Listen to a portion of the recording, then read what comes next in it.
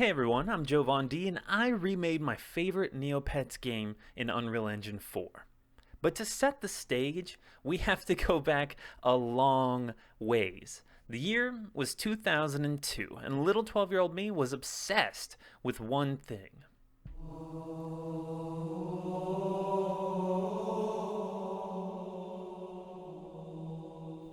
Well, yeah, Halo was the greatest game I'd ever played at the time, and I was literally beating the campaign over and over again, like every day. The only problem was that I was the only Xbox kid that I knew, which meant it was pretty lonely playing Halo by myself. And my dad was never in a million years gonna pay for me to have Xbox Live, since I was already playing the Xbox too much in his opinion. So eventually, my best friend Kevin and I decided to try out a social game and signed up for a little website called Neopets, which actually wasn't so little.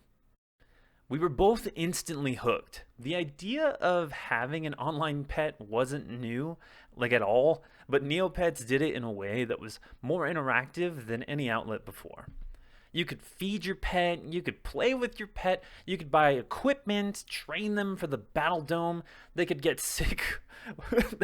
Oh my god, they could get sick, which sucked. I mean, that why would you put that in your game? You could paint them a myriad of different colors, and you could even get your pet a pet. And nowadays you can even get your pet a pet called a pet. What are they doing? And the list of things to do just goes on and on and on. Not to mention, I don't know if you knew this, but Neopets actually had like real lore. I was like, what the heck? Is this like actual backstory for Neopia? There's like a war against Dr. Sloth and the Grundos, and like there's a full-on like civil war sort of unrest happening between them. Like, who knew this? What the heck? But anyways, for anyone that's played Neopets for more than just a couple hours, they should know that basically the whole world revolves around something called Neopoints. Sometimes spelled out NP for short, since everything was in text, and it's kind of cumbersome to just spell out Neopoints every time you're talking about Neopoints, which, I mean, you kind of talk about it often, since the whole game revolves around it.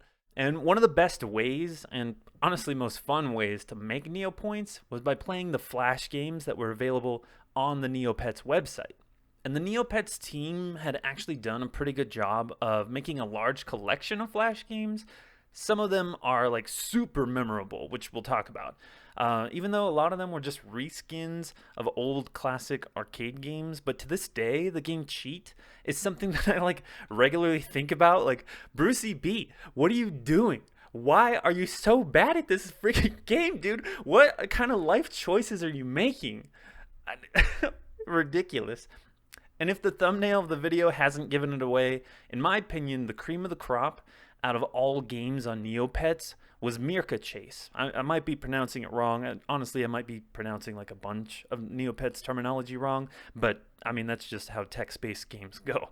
But oh my god, this game, Meerca Chase, I don't know why, I just thought I was like so good at it. Maybe because it was one of the few games that I could play on the hardest difficulty and not die immediately.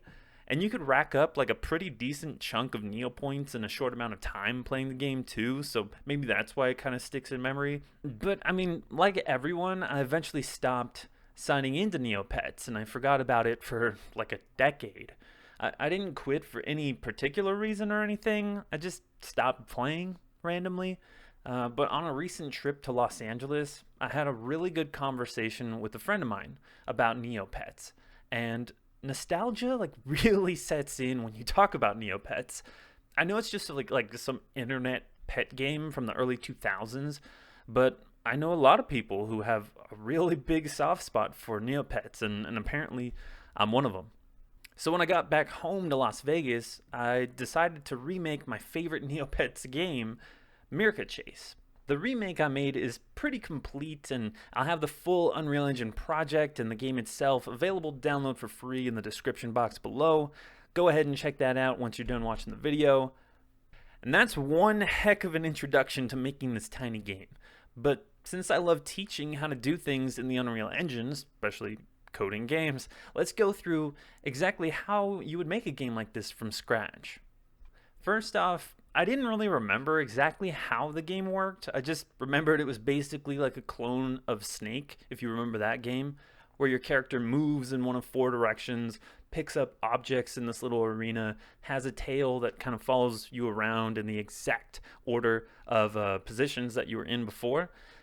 But I kind of wanted to capture the major details that made Meerca Chase unique from Snake. So I had to sign into Neopets, feed my starving pet, spin the wheel, of course, and play some Meerca Chase, which would have been easy about a year ago when Flash was still around. Basically, all of the Neopets games are unplayable right now because they were all Flash based. And if you didn't know, Flash was completely disabled on January 12th of this year, 2021. So that kind of put a damper on my plans. But after poking around on the internet for like 30 seconds, I found out that there are still some browsers that support Flash content. So I picked the least sketchiest one called Pale Moon. I downloaded it, installed that bad boy, booted up Neopets, and played the incredible game that is Meerca Chase 2. I don't think Meerca Chase 1, the original, like really exists anymore. But Meerca Chase 2 Classic Mode is basically the same as the first one, so it's a great reference. And oh my god, does this game run absolutely horribly on the Pale Moon browser. I keep dying because my character slows down and speeds up randomly. I'm not sure exactly what's causing all the frame rate dips, but the game itself is basically unplayable, so I kind of just need to look at it for reference and not actually like spend time making Neo points on it.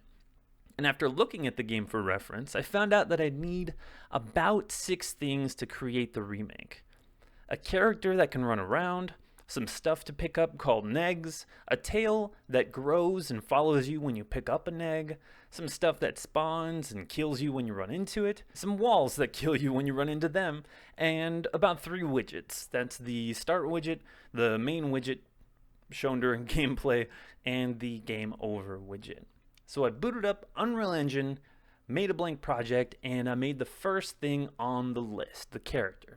And I gave it the ability to run around in one of 4 directions at a time. But I didn't really have any meshes for the character, and I'm not really the best 3D artist anymore. So I turned to the internet for some free assets that I could borrow.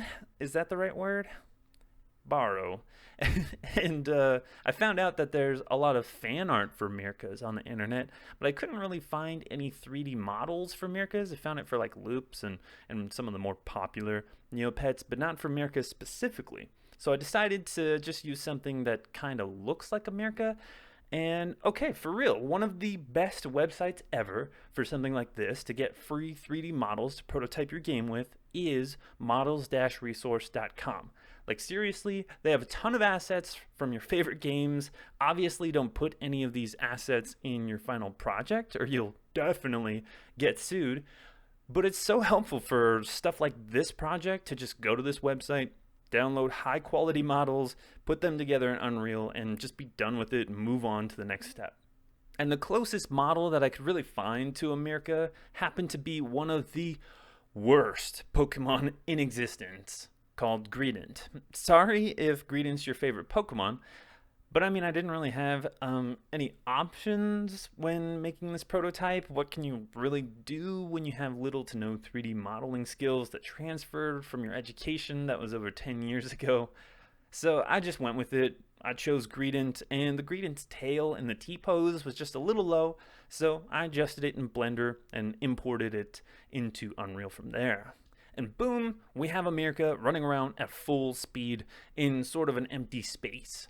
The next thing on the list were the pickups, and they were pretty easy. I just got a Pokemon egg model from the best website ever, models-resource.com. I did my best Photoshop skills to make some different textures that would eventually allow me to make different types of neg pickups. You can't forget to add their little stems on top of their heads. I almost forgot about them. I thought they were like literal eggs for a minute.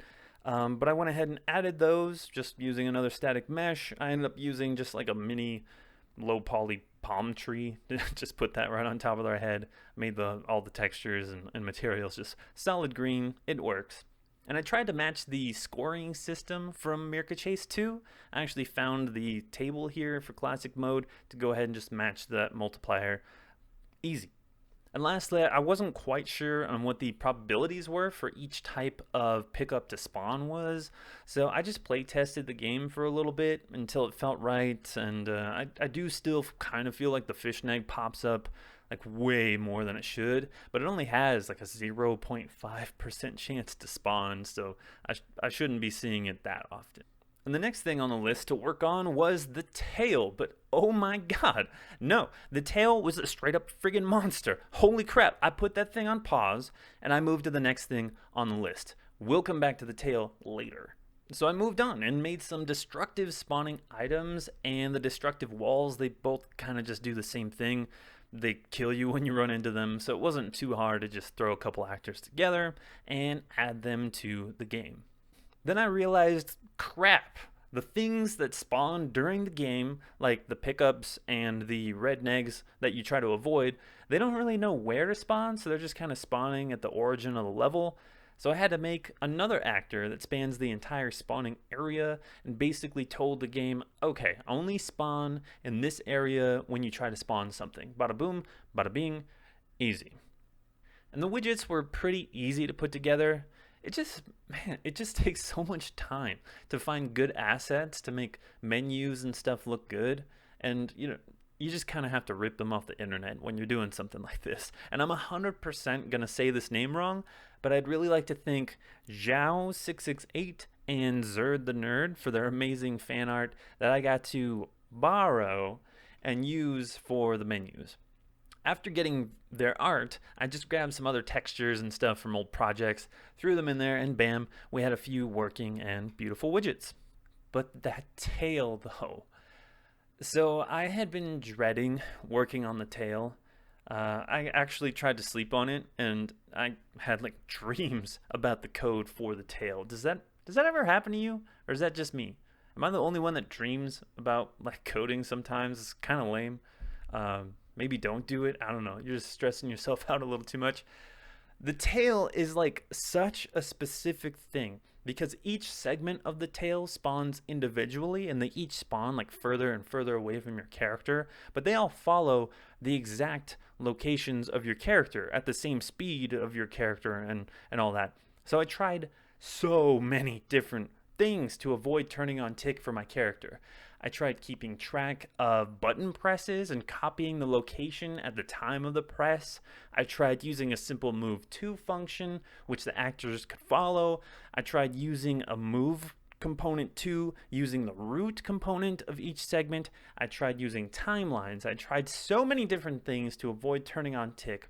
Tick is like the bane of my existence, but eventually I gave in and I turned on tick for the player character and each tail segment, which allowed me to keep a list of where my character has been, and each tail segment could follow that list and start just a little behind the character or behind the last segment in the tail. But seriously, the tail was so friggin' annoying. God, that sucked. So now everything was in place. Luckily, the game has no audio, so that's taken care of right off the bat. Easy peasy. I just had to spice up what the game looked like. I gave it a little makeover. I grabbed some textures from noclip.websites, grabbed some more stuff from models-resource.com. I threw some post-processing effects on it. I added 2 other cameras that you can try to play with. One is just to show like a more 3-dimensional perspective, since the original game was top-down only. It was definitely meant for 2D. It still played best in the top-down perspective, but this camera is at an angle, so it just makes it a little more interesting. Gives you that 3D dynamic. And the other camera that I put in there it's just to mess with people. It's like literally impossible to play the game with that camera. You just cannot have any depth perception there. And after all that, we finally have the unofficial Meerca Chase 3. And this is it right here. I've gone ahead and opened it up. We can go ahead and try each of the modes just once. I'll try just with classic mode on hard difficulty. The play space is a little smaller than the original Meerca Chase 2 was, and the speed's actually a little higher as well, so it is more difficult than the original game, but Ah, that makes it a little more interesting. So I guess that's my score. And let's try the new style. This is the one with more of a three-dimensional feel to it. And honestly, yeah, it's a little harder. The three dimensions really already are starting to mess up my depth perception. Oh my god, the thing spawned right in front of me. So let's play the impossible mode, and yeah, already this this is not gonna go well. Okay. No, dead. You know what? One more time. Let's see if you guys can beat this score. I'm gonna go full try hard here. Luckily, I've only had one red neg, two red neg. Oh man, that was close. Two red negs spawned so far. Three. Okay, this is getting risky. I'm just going so fast. Ooh, a rainbow one. Oh my god. Well, 272 is the score. I guess I'm not as good at it as I thought I was. Maybe I just need some more practice, but that's the score to beat. Let me know if you beat it. Thank you so much for watching the video and listening to me ramble on forever about a game that probably no one else remembers. Hopefully you remember that the full game and full Unreal Engine project file is available to download in the description below. If you'd like an even longer video detailing all of the coding and blueprints like I normally dive into, let me know. I'd love to do something like that if you really want to know how everything was done specifically. Don't forget to like, comment, and subscribe. It's free, and it's kind of a pretty cool thing to do, so I'd really appreciate it. And I'll see you in the next video.